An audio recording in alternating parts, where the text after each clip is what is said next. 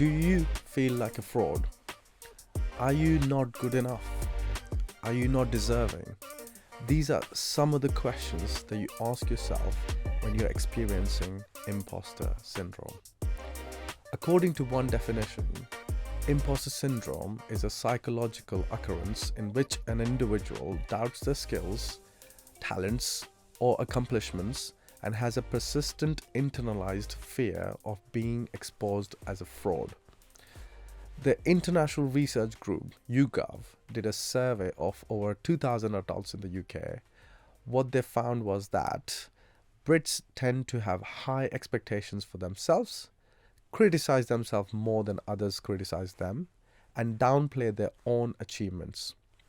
The survey also found that across 7 common signs of imposter syndrome, most Brits seem to experience 4: difficulty accepting compliments and praise, high expectations of themselves, and criticizing themselves more than others criticize them, and then downplaying their own achievements in front of other people. In fact, they also found that 6 in 10 Brits, or 57%, say they criticize themselves more than other people criticize them, with just 5% who feel like other people criticize them more and 15% the same. A majority of Brits, that's 56%, also say that they tend to downplay their achievements when they speak about them to other people. Even when you might be actually working really hard to achieve something, you attribute that success to maybe I was just lucky.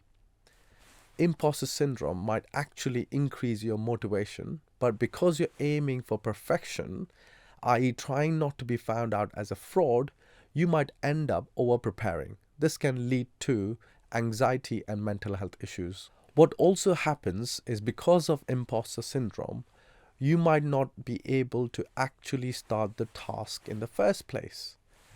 This might be because you might be underestimating your capabilities. As a result, you might force yourself to work harder than others. There are, in fact, 5 types of imposters. The first one is the natural genius.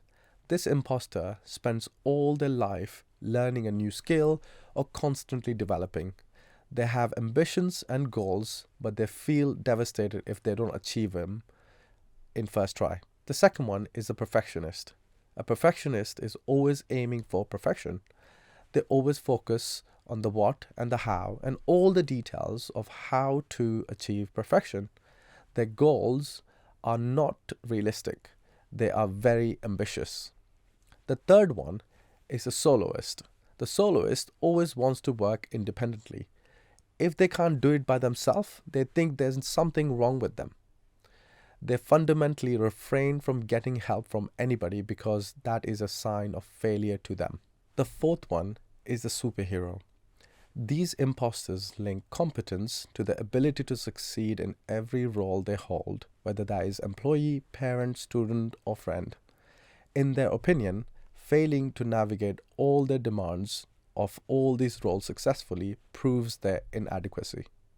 The fifth one is the expert. This imposter has to learn everything there is to know about the focused topic before considering their work a success. They might spend too much time pursuing their quest for more knowledge that they end up having to devote more time to their primary task. One type of profile is not better than the another. It's not about trying to figure out which type you are. Imposter syndrome affects your mental well-being regardless of the type. It can ruin careers or even relationships. So what do you do about it? The first thing you can do about it is to make yourself aware of it. Embracing it will help you deal with it. The next thing you can do about it is to tell yourself that you don't need to know everything about everything. Nobody does. No one is going to think you're a fraud just because you don't know the answer to everything. Remind yourself every day that you are on a learning journey.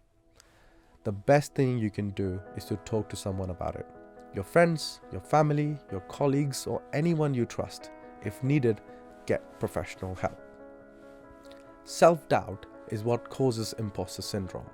Remember, the greatest leaders of the time have made mistakes. They have had self-doubt, yet they have succeeded above and beyond. The key here is to have a growth mindset. It's about incrementally learning new things, new lessons, and applying that so that you evolve in your journey. Being kind to yourself will go a long way. When someone seeks your help, you don't dismiss them by saying, "You're not good enough," do you? So why would you do that to yourself? Be kind to yourself. It's all about success in the end. Imagining yourself being successful will help you stay focused. Manifestation will unlock your potential. And I'm going to leave you with a quote from Buddha. What you think, you become. What you feel, you attract. What you imagine, you create. Thank you for listening. Thank you for sharing. And thank you for caring. Look after yourself.